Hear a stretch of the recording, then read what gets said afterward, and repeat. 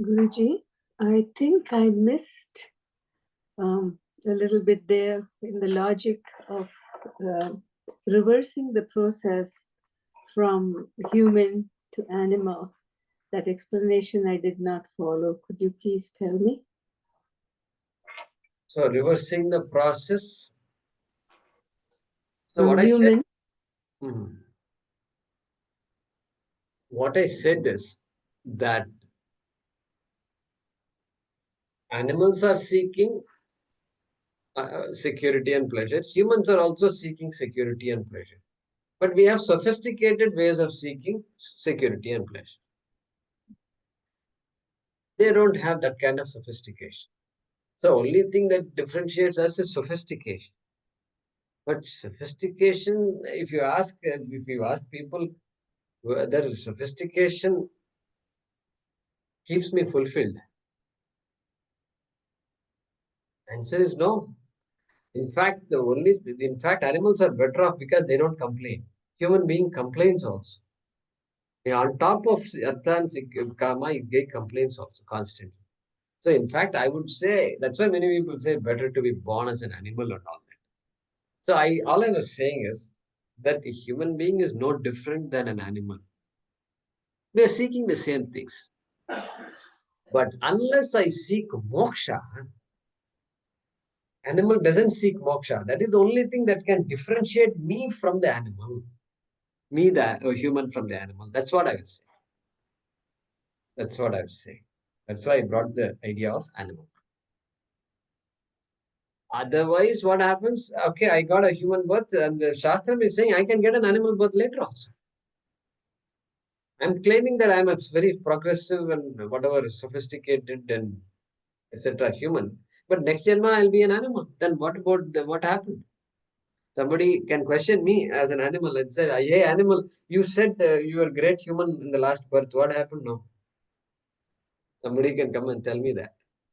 So that's what comes to my mind. If something else is there in your mind, you let me know. Mm-hmm. That means you don't progress. You're not moving anywhere. You're static. Correct. Correct. Punyam has given me this birth. And if I don't use it, that punyam properly, then I'm just exhausting the cash I have. It's like a young person whose parents are just so wealthy that this guy doesn't have to work, he doesn't have to study, go to nothing. He doesn't have, all he has to do is drive a Porsche. That's it. All his life. That's all he has to do. And we are saying that we might end up doing like that if we don't ask the right questions. Thank you. Sure. Yeah, Prasanna. Namaste Guruji, Hari Om. For this Shruti Para Darshanam, you gave two meanings. I'm wondering if there is a possibility of a third meaning, which is ability to gain mastery over the Vedas, as opposed to Karma Kanda and Moksha. So the reason I was thinking that is he's talking about human birth and how we are not using it well. Should we treat it as ability to gain mastery over the Vedas, which we are not doing? Yeah, so you're talking about Shruti Para Shakti. Shruti Para Shakti. So that ability. You said ability. So that is Mm. Shakti. Ability for Shruti Para means going, understanding the Veda. Only then you can go towards the end of the Veda. And so Shruti Para Shakti. Suppose you interpret it like that. Okay. Uh, but finally he's going to say that then Atmaha he's going to say.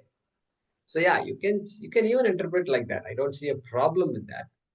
But then you have to ask ability to study the Vedas, but not studying the Vedas. I think that's what you mean. That's what you mean. Ability is there, but you're not using that ability. Exactly. Exactly that. So in that case, you have to talk about ability to understand Shruti Upanishads, you have to say. Because now Karmakanda will not play a role in this Shastram. The Shastram is going to, one is stuck in Karmakanda, that's a criticism anyway. So, what there the Shruti should mean, Jnana Kanda Shruti, Upanishad Shruti, like that, we should add in your interpretation. Okay, thank you, Guruji. Yeah, this guy has the ability to understand these lectures. Okay, very much he understands. Nothing, it is just an analysis of life, but the person doesn't take advantage. Okay, Yeah, so I'm okay with that interpretation. thank you, Guruji. Yeah, Jyoti ji.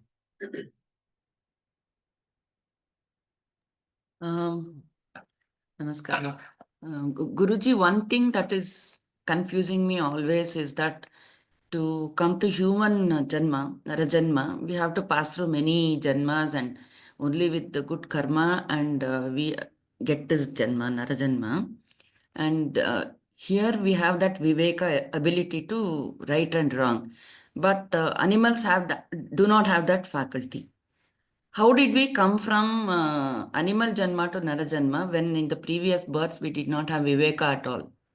How was it possible?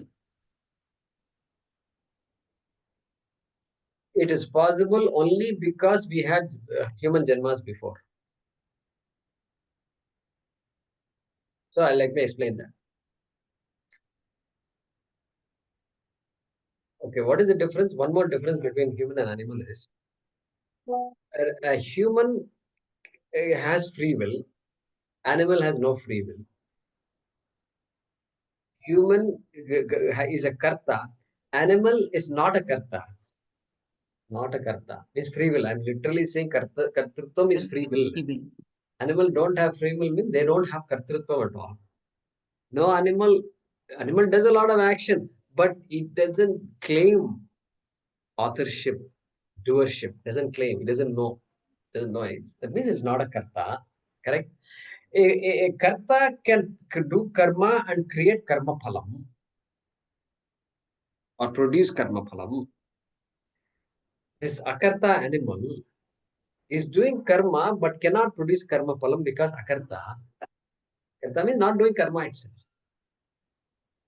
In our eyes, action is going on. Let action go. But karma, this guy is not doing karma. Animal is not doing karma.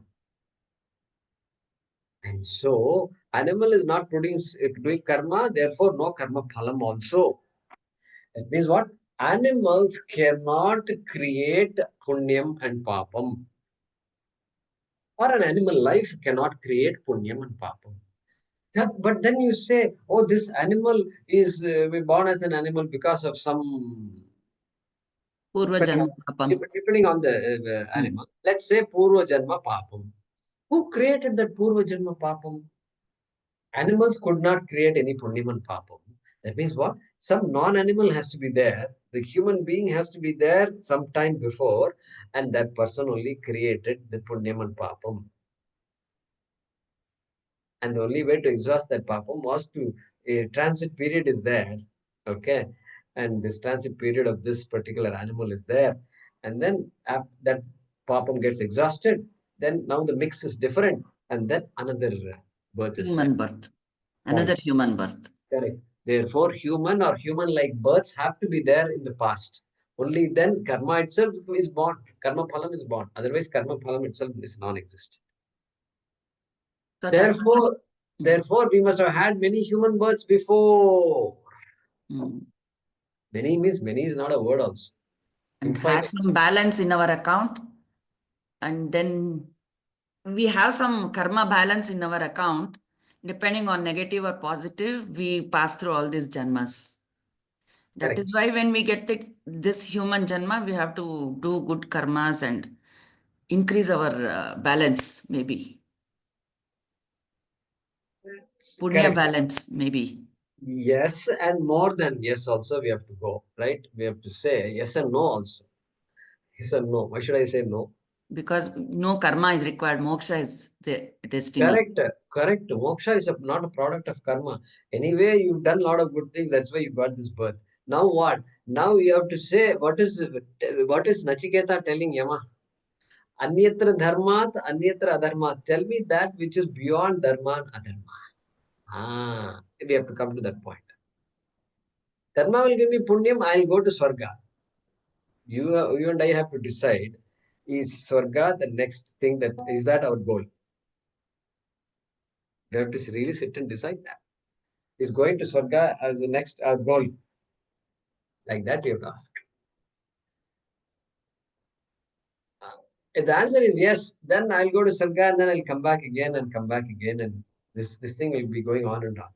Good karma also has no end, Yes. No end, correct? We go to Devaloka, exhaust and come back. No end. No end. Therefore, is there an end if you ask? Then you have to come to moksha and jnana. Yeah. Dhanyavada, Guruji. Sure. Yeah, so now. Namaste, Jagdish. You made a reference to an acharya ridden with guilt, and I couldn't make the connection. In what context did you say, and were you trying to explain a word from the mantra, or Yeah, I was not able to make the correct. connection. So maybe I didn't stress it that much. Why it came to mind is the importance of discharging our duties. Okay. And that was the point he was making, importance of discharging duties.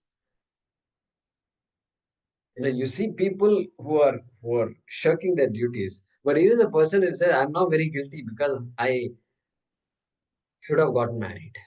I should have suffered like all of you are suffering. Like that he's saying.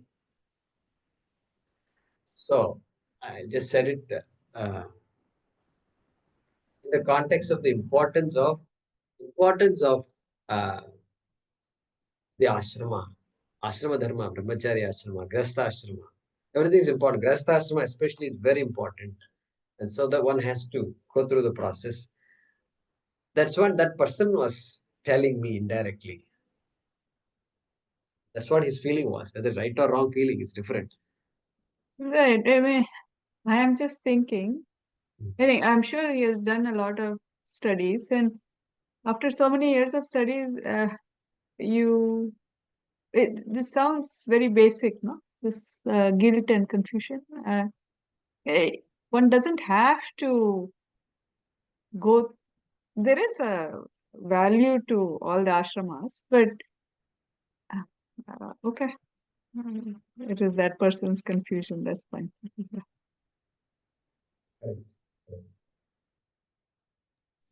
100%. Dhanyavad. So what was Swapnaji's question as such? It was related to a point I made about an example I gave. So it's it's not that. I need not have even told that example. I think maybe the second thoughts I did not have mentioned all that. Yeah, 100%.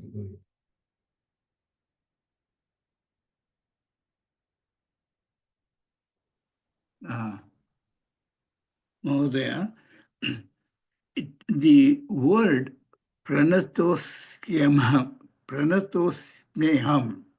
that is pranataha asmi aham. Can you do the padacheda for that pranatosmeham? Right, and you already done that. You already did it just now. Pranataha. I know, but I did it, but I don't understand what happened to the yakara. Yeah, so asmi plus aham. Asmi plus aham is there, right? Asmi. No, it's no asmiya, asmiya. There's an yakara there. Yeah, let me explain. Asmi is there here. Aham asmi. Yeah. I am. Okay. Correct. I am pranataha. Aham pranataha asmi. Okay. Aham Correct. leave it as pranataha asmi is there. Yeah. And then I comes, aham comes. So Yeah. there is ikara followed by akara. Ikara followed by akara. Two vowels are in contact with each other. Ikara followed by akara. I-a. I-a. Yes or no? Okay, got it. Okay, me, yeah. Not me. E and A. Me is Makara plus E. So E and A are in contact with each other. Yeah, Two vowels like that, if they are in contact, there has to be what is called Sandhi. And in this case, it is eco energy. And so that Ya will come. In place of Yanasandhi. Yanasandhi. Ya and Sandhi will come. and Sandhi. Okay, And like got it. that. Okay, Suppose thank you. you say Guru Asti. Guru Asti. Guru Asti won't be there. Guru, that becomes Guru. No. Guru Asti. Like Guru Asti is not there. It's not a good one. Uh, Guru Atra. Suppose I say Guru Atra. What did you say? Guru Atra. Guru Atra. Gurotra. Guru Atra. Guru Atra. Then it becomes Guravatra. Guravatra. Yesterday we asked the question, Sahanau Avatu. Correct. Yeah. Then you got It is, Av there. There you got Av. Here, yeah, Avaya Yava Sandhya. That I understood that. Yeah.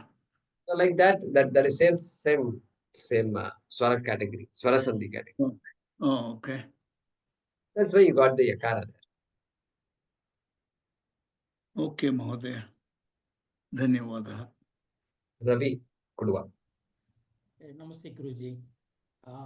When you're trying to explain the difference between the animal and the human beings, and you were saying at one point of time, probably the animals could have been a human being also. I'm trying to just extend the same logic. If you extend the same logic, every living thing, every living being could have been a human being at some point of time. Or even every living being, even a non-living being, could have been a human being at some point of time. And again, this thought comes up when you're trying to extend the logic more and more. Is that correct? Yeah, that's correct. Absolutely correct. Absolutely correct. Of course, karma can only be created by a human or a human-like being.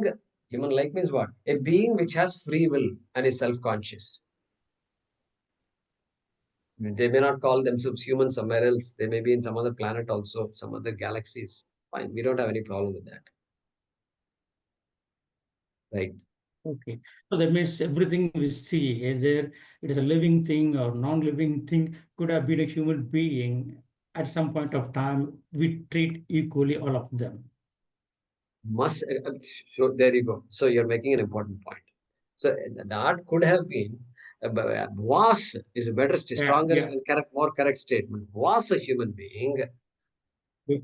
So that means we can only be compassionate to animals. Okay, thanks for the clarification. Thank you very much. Even if the animal is hurting you, you may have to hurt the animal, but you have in the back of the mind, yeah, human being was there who created this karma. Good observation. Yeah. Thank you. Yeah. Shanti Kumar.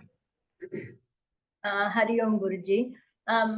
This one, when Ji was talking, in one of Nachur Bhagavan's talk, he had told that one boy was beating the cow, and some sage came to the house and told, "Don't beat that one. He might be your great grandfather some time ago." That was what Nachur Bhagavan told. And after so many years, when my husband had to undergo a surgery here, in Singapore, there is no way a mouse can come to the house. That is, I have never heard, none of my friends, no one has told that. There is no way a mouse can come. Tomorrow was supposed to be Kumar's surgery, but the previous night, the mouse came into the house. Then I thought it might be foolish, or I'm relating that to the talk that we heard and all. But they say in some form or the other, when your loved ones are undergoing some problem, things like this might happen. And this is just, I was just remembering that when Ji was talking that. One more thing, Guruji, see, most of us say, for example, in this class, we now, our I don't know if the priority is moksha, or anyway we want to have moksha, we want to claim moksha is what we all feel in this group. But what happens if that one of the person halfway through passes away? Then what will happen to that soul, Guruji? So passes away without completing the journey. Yes. Yeah. So you are asking a question that Arjuna asked Krishna. Ditto. He asked the same question. And the question is, let me think. Krishna gacchati. Par Krishna gacchati. Kam gatim Krishna gacchati. Kachin ubhaya vibrashtaha chinnabhramiva nashyati apratishto mahabaho kam gatim Krishna gacchati. I think that is a shloka. Okay. Because this question was there in my mind also. And so you were asked, this is the question Arjuna asked. So beautiful. So here there is no ambiguity. Krishna says, whatever you gained can't be lost. Can't be lost. Means gained here can't be lost. And so one will pick up the thread. Pick up the thread wherever we go. Like that he says. So Partha naiveha namutra vinashas tasya vidyate. Hey Partha, tasya vinashaha na vidyate. What you asked about, the things that you have gained, the antakarana shuddhi, the karma yoga buddhi, all that you have gained, vinashaha na vidyate. It can't be lost. Can be lost. Means what? Oh, what if I was... But then he gives some examples also. Then he says, Shuchinam Srimatam Gehe Yoga Prashto Vijayate. He says that person will be born in people who have the samskar. The family itself will be different. But Ushitva Shashwati Samaha also he says, Prapya Punya Kritam Lokam Ushitva Shashwati Samaha. Like that he says. He says, okay, that may not happen right away. Because punya is there, the punya may give you some swargaloka and all, he says. And so you may end up living for a long time in swarga. After that, you will come back to this family's life. Like that, like this, he says. So anyway, he gives us an assurance that this effort cannot be wasted, will not be wasted. That's it. Thank you. That was your question, no? Yeah. Yeah. Because at times doubt come whether I can still go further or not. Every time there's always a bit of a benefit of doubt is always there in the mind. So Correct. No reverse gear in Vedanta. Yeah, Jyotiji. There is also this belief that whatever your thoughts were at the time of pranatyaga, that is going to affect your future journey. Yeah, that's also there. Yes. So when we are in this satsanga and this class, if we are always immersed in these thoughts, maybe that will guide us through our journey or to the destination, if not completely, at least towards that direction. Right, yeah. Definitely. Yeah. Yeah, Maheshji. Namaste, Jaykumar. Only in Advaita Vedanta we say that we get moksha while we are alive, right? Both Dvaita and Visishta Dvaita, they say Sharanagati or Prapatti, you get moksha, and then you become one with Vishnu. That's it. So it's hard for me to accept the fact that all of them are incorrect. In the sense, they don't get, because the moment you say they go to, in Advaita Vedanta, we say even if you go to Sarga, once you deplete your good karmas, you come back. But For them, it says you continue to do all your Guru Karma with the hope that you get moksha. That's it. So, and there are a lot of people in that category, in that thing.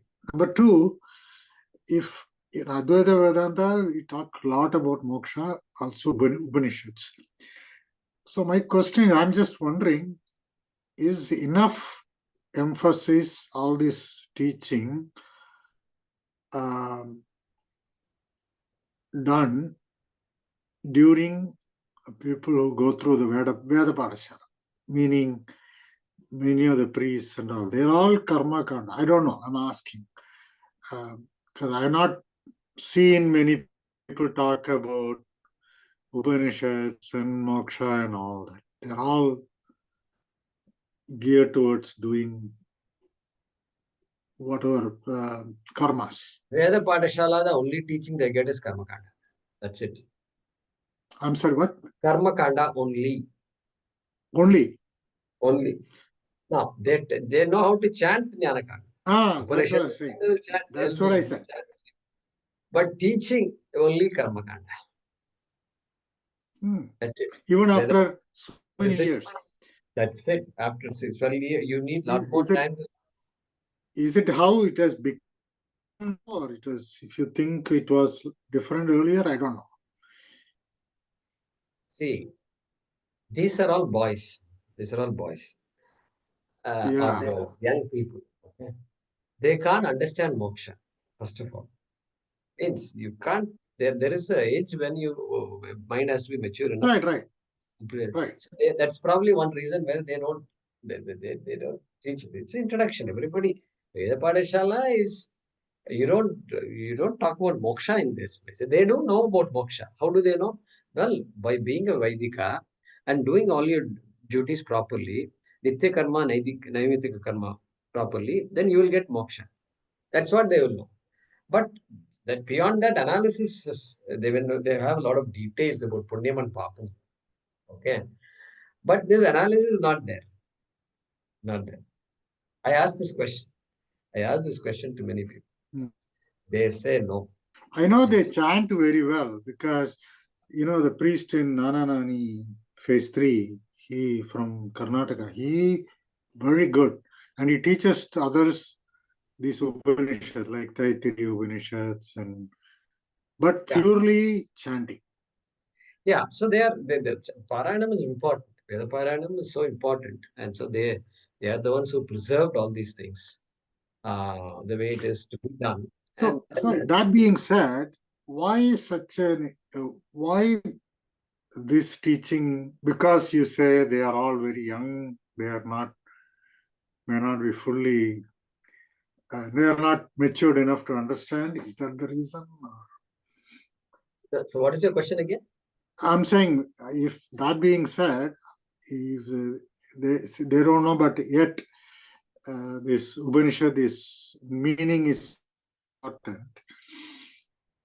I don't know. My question is, suppose somebody goes through the Veda Parashala and come out of it after, I don't know, 7 years or whatever time it takes, and they do the Vaidika karma. When do they get the opportunity to go and learn this? I mean, no, there's no rule that they will get an opportunity to learn this. There's no rule. Because Vivekam, Vairagyam, Shamadamadi, Shatka Sampatti, and Mumukshutvam must be there. There's no guarantee that these things are there in the Veda Padashala person. You should not make the connection between the Veda Padashala and this.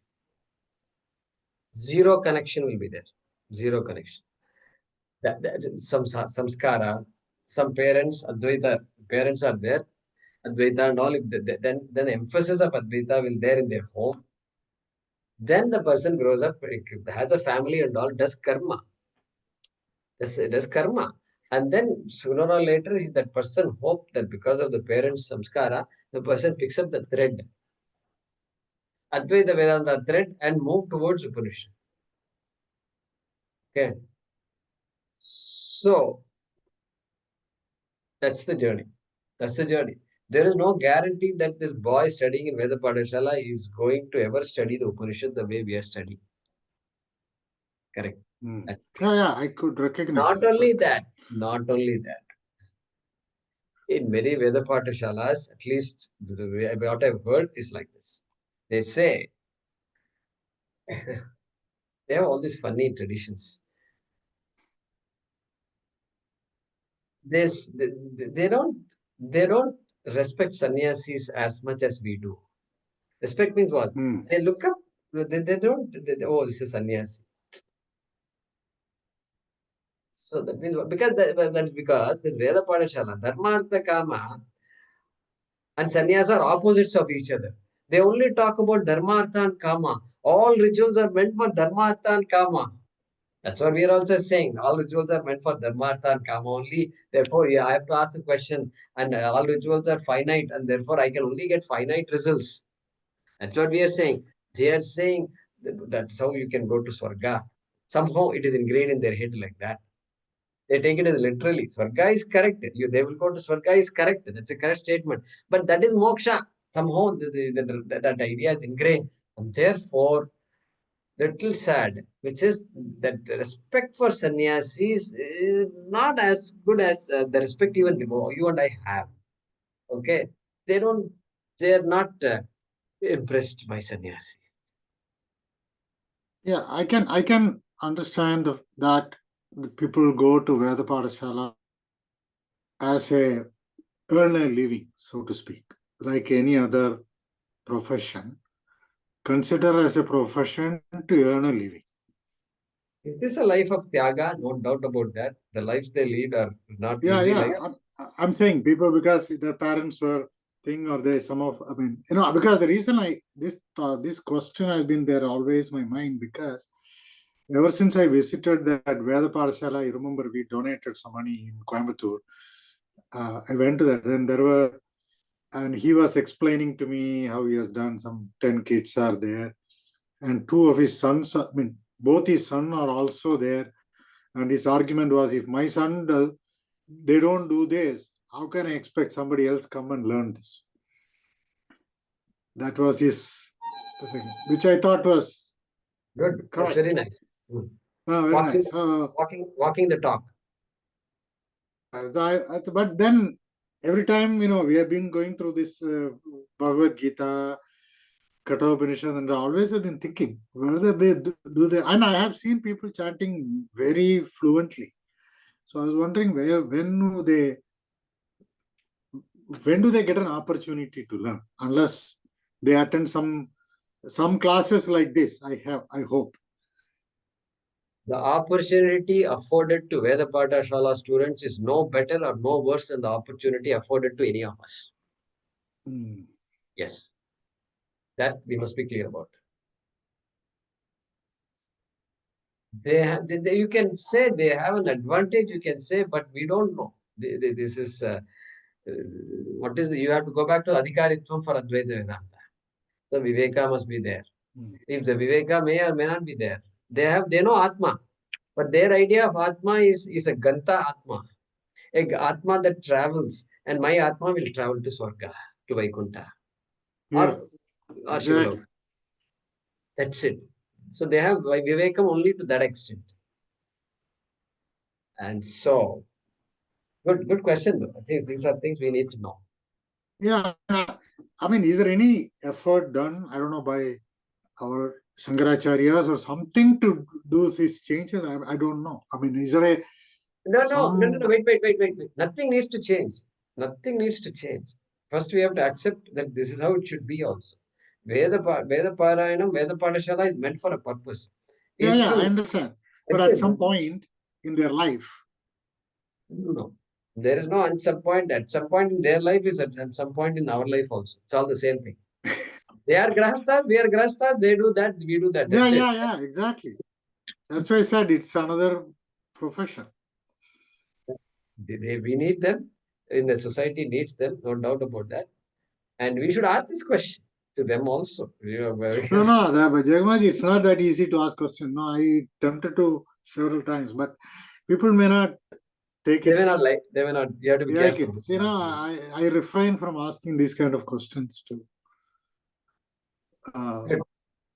Good. Thanks, Maheshji. Thank you. That was a good question. Yeah. Ramachandranji. Mahesh, it is not like that. It is this Upanishads and all given to the Adhikari or whoever requires and goes back to the Veda Pathashala teacher or any guru. Actually, the education is 12 plus 12. When you come out of the first 12 and you are enticed by the girl's father, that's why they say, Pinnadi Kupdade, but we do a bad thing by calling man who goes to Kashi to learn more and giving him, enticing him with the girl.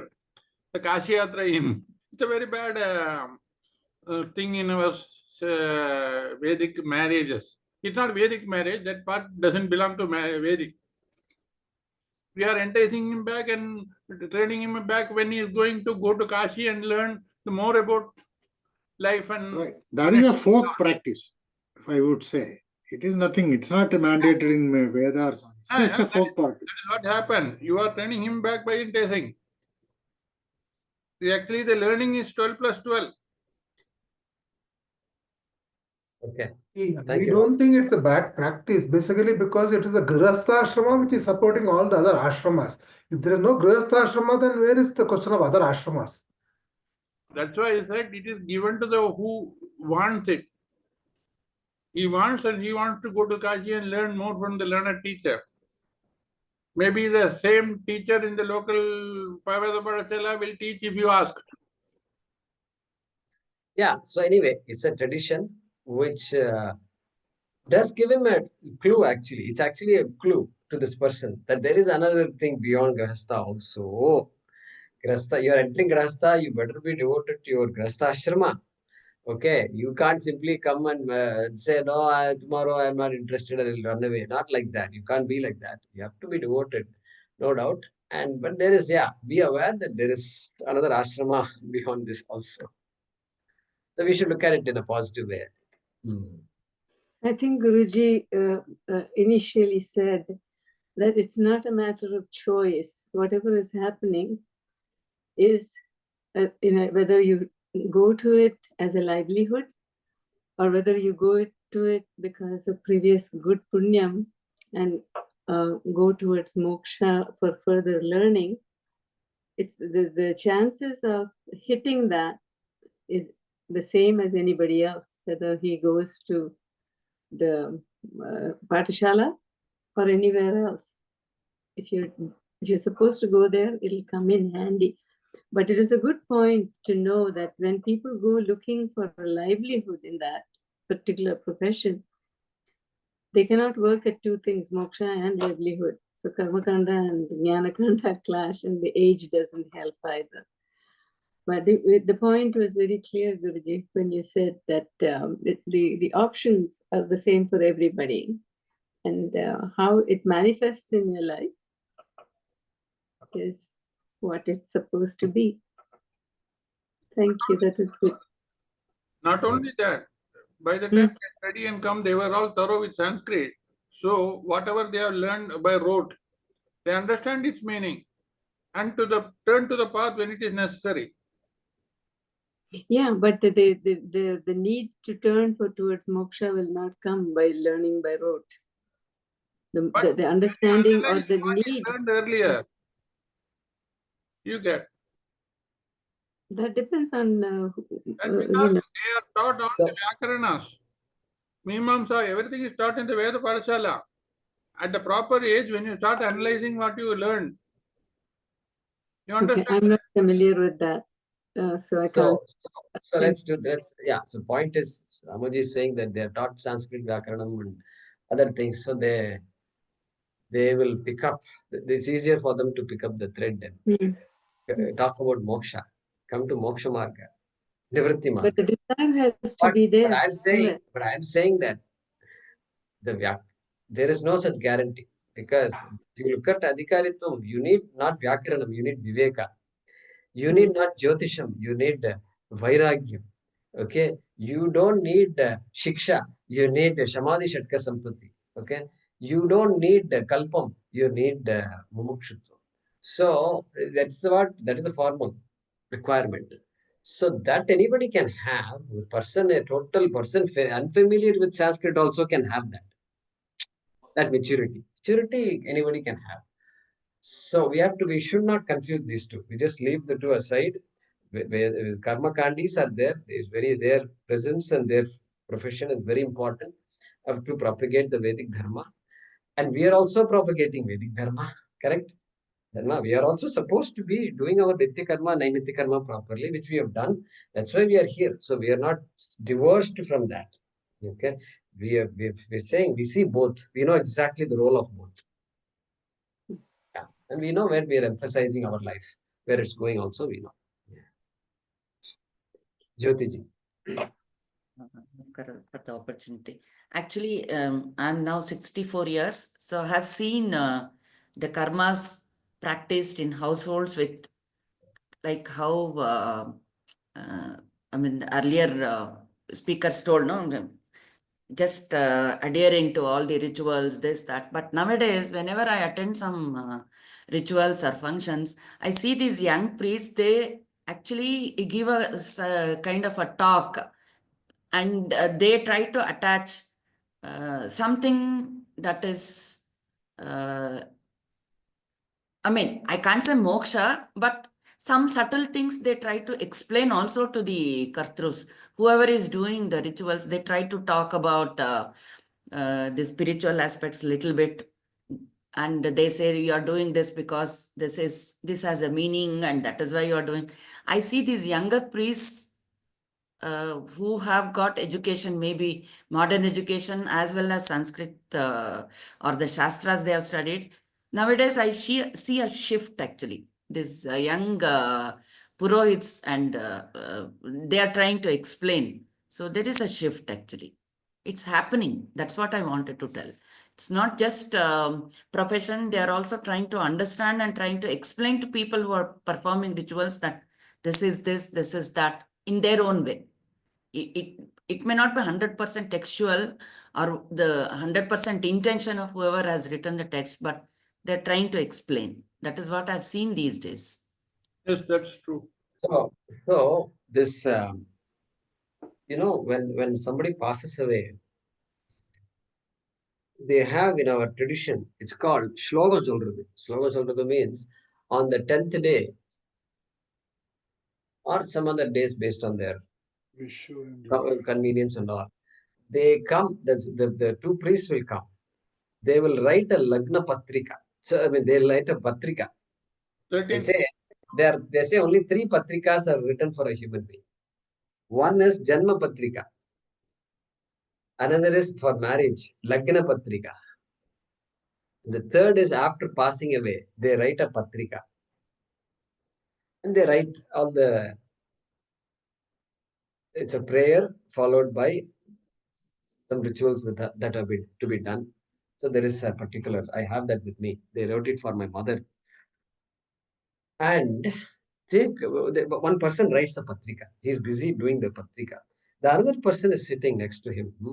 And he is telling us, that slogans already, that's what he's doing. He's telling about past lives, present lives, the importance of doing karma, and so on and so forth. The person who came here was a young man, but very knowledgeable. I was very happy that, see what happens when they, when these Purohits know who you are. If you are a guy who says, come on, let's finish it off. Yeah, I have only 5 more minutes. If you say, they will also finish it off in 5 more minutes. And they will not send quality people to our place. Whereas when you start asking them questions and this is Sanskrit and this and that, okay, yesterday was there. He said something. I said, what are you saying? And I said, Sandhi, if you break, it comes like that. I said, I don't think so. And I'm not sure. I think you are trying to change the language itself. Like that, I told him. Then we finished the karma. Yesterday was Masigam. So I finished the karma. And in between, he goes out and makes a phone call. He comes back and he says, Mama, you are correct. You're correct. I should not have broken it that way. I have to change this thing, the way of saying it. He said it. Yeah, because I told him, you're changing the language. Even Shiva cannot do this. That's what I told him. And he knows, he's learning Sanskrit, and I gave him some clues and all that. He's learning from somebody. But the point is, when they know who you are, the right type of people come to you also. And this man that came, young man, yeah, and he spoke so well about the importance of karma, Naimitika karma, lokas that are there, and Sandhya Vandanam is there. There are things that have to be done, and how it impacts our life in the future. And he knew also about Advaita also a little bit.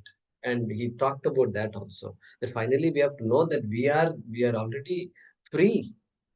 And without doing all these karmas, how are you going to know all that? Like that he brought in. So I was very impressed by his talk. Very impressed. This went on for normally half an hour, they will say and go. 2.5 hours we were sitting. My relatives were there. We were 2.5 hours. They have a lot of things to do, but they spent 2.5 hours in our house. So we were asking, we were dialoguing, and he was saying, and the more we asked, the more he was talking. So, yeah, you're right. So there are people who know all these things. They won't say. They won't say. Veda Parashala people are very humble people. They will not open their mouth at all. They will not open their mouth. Yeah, Jagamarji, you're right. Because unless the people ask the right question or the inclination to listen, Yeah.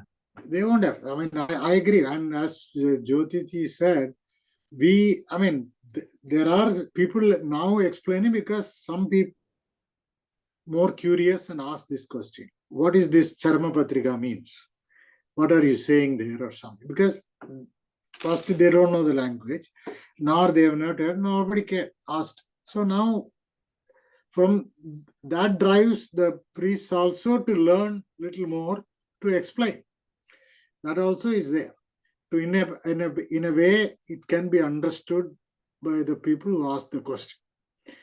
That's what I'm saying. Yeah, Very good. but yeah, And it's but good. they may not talk about moksha or anything like that, but they will at least explain the significance or the nuances of the ritual.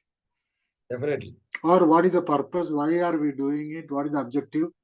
What do you get out of it? Why you should do it? All those things. Because that is the first question, right? Because most of people don't even do it. So first is to get the people to do it. So, yeah, that is a great progress. I agree. So, yeah, anyway. You know, Not, as you rightly said, Jagamaji, not many people ask questions. This topic has come up. It's already 8:20 here. I'll just say this and I will conclude. There's a group here, like many groups, many places. They want to teach people how to do the daily Sandhya Vandana. Men, let's say, okay, Yeah. and young boys. And so they approached me. Out of nowhere, this man approached me and he said, "We want to do all these things, but we need somebody who can bless us and who can guide us."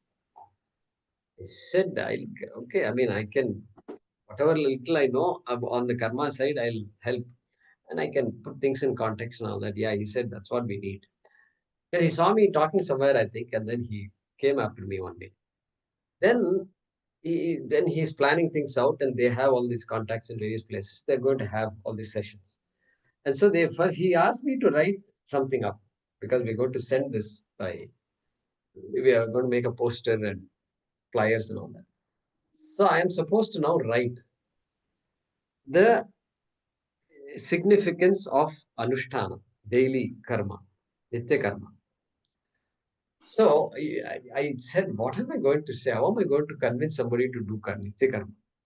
It's a tough job. It's a very difficult job. Vedanta, I can talk for hours, but this one is going to be a difficult one. So I thought of something. I told them, hey, if you go to the north, you means you with all this pattai and all that, with all this vertical and horizontal marks on your forehead, you go to the north and go somewhere to a village somewhere, end up there. What they will do is immediately they'll fall at your feet. They'll fall at your feet. That's it. Because they know, they think you are jnanis. Because only that's all in their mind. And then they will give you food, they will give you asan, everything, and aapko bitha dete hain, sab kha pee ke, then they will sit around you. You will be sitting in the chair. They will be sitting around you, and then they'll be looking at you like this, expecting you to say something. So I asked them, now tell me, what are you going to say? Are you going to talk about goals of life? Do you know all these things? Are you going to talk about Brahman? Are you going to talk about moksha? What is it that you're going to talk about? They won't look at you like this. Like this, I gave a introduction on that. Those people loved it. They loved it. He said, this is a very good way to inspire these people. And for them, Brahmana means God. Brahmana. I told them, hey, Brahmana, Upanishad says one who knows Brahman is a Brahmana. Okay? So tell me now, are you going to lecture about Brahman? Are you ready to do that? They're all waiting for you to talk, And so it's a tough job to tell people to do Sandhya Vandanam and all. But slowly groups are there. These days, a lot of groups are getting active in this area. So we hope it will pick up some more. So Guruji talking. Yeah, I think it will pick up, Jagannath, if people are the meaning behind that is explained, then people will. That is what the newer generation, right? I mean, we talked about this number of times. Why kids ask tough question means first parents don't know, so any question is tough, and secondly they are very pouring all this milk and waste. Why can't we give it to some? All these questions are asked in many places. So because they are curious, they are brought up in a different way. When we grew up, we never asked this question. It never crossed our mind, because that's what we have seen all the time. Yeah. So Guruji, there's an organization called as Vivekachoodamani. So headed by one Ravi Shankar Sharma, based out of Mumbai, who has been spreading the knowledge of Anushtanams on a regular basis. So I attended this program. It was an 8-month course on how to do Sandhya Vandanam properly. An 8-month online course which I went through. So the next batch is now starting. Last Sunday there was a Bangalore camp. This last week Sunday was a Chennai camp. Today there's a camp in Kumbakonam. The people registered to relearn how to do Sandhya Vandanam and Anushtanams. So Bangalore had about 250 people who came to the camp. Chennai had about 400 people. So there's a lot of interest. It's getting revived. Oh, nice. He has taken it as his personal goal to get all the Anushtanams revived. So he spends a lot of time on every religious occasion. The previous weekend, he spends and talks about significance of that occasion. What is to be done? What is the process to be done? What is the process to be followed, and all that. So those classes happen on Sunday afternoon. It's called as Brihat Vivekachoodamani. I may have seen some kind of message, I think. I will share that with you. In fact, I met him. He was in Bangalore a couple of Sundays back, so I had a meeting. I went and met him. Okay. So now he wants to introduce other Anushtans. He's now doing a trip to Prayagraj. About 300 people have registered with him to go to Prayag, Mahakumbh. He talks about Nadi Snanam, 4-hour process to do Nadi Snanam, all that. Very good. Very good. Let's pray that all that grows. So, hey, how's this one, Ashwini, Meera? Ashwini is good, Guruji. She has gone out today, being New Year's Eve. Okay. Yeah, she's doing well. New Year's Eve, you're sitting at home in New York? Mommy, this is everything, no? New York, Apple and all, they will fall from the top. Yeah, but yeah, it's not a thing what we haven't seen before. It's getting boring. And these things don't excite us anymore, I guess. Good. It seems she got a new project or something, no? Yeah, she is on a new project. So thankfully, she had quite a good number of holidays. Means she was free for quite some time, so she could spend some time with me. Oh, nice. So we went out and We went to some of her friends' places who live with their families here. Yeah. So we visited them. Yeah. Good. Very nice. Convey my best. Thank you, Guruji. I'll tell her. I was telling her yesterday because Narayanji told me that you had inquired about her. So I was telling her about it. She was very excited. Yeah. Om Namo Bhagavate Vasudevaya Dhanvantaraye Amrita Kalasha Hastaya Sarvamaya Vinashanaya Trailokyanataya Shri Mahavishnave Namaha.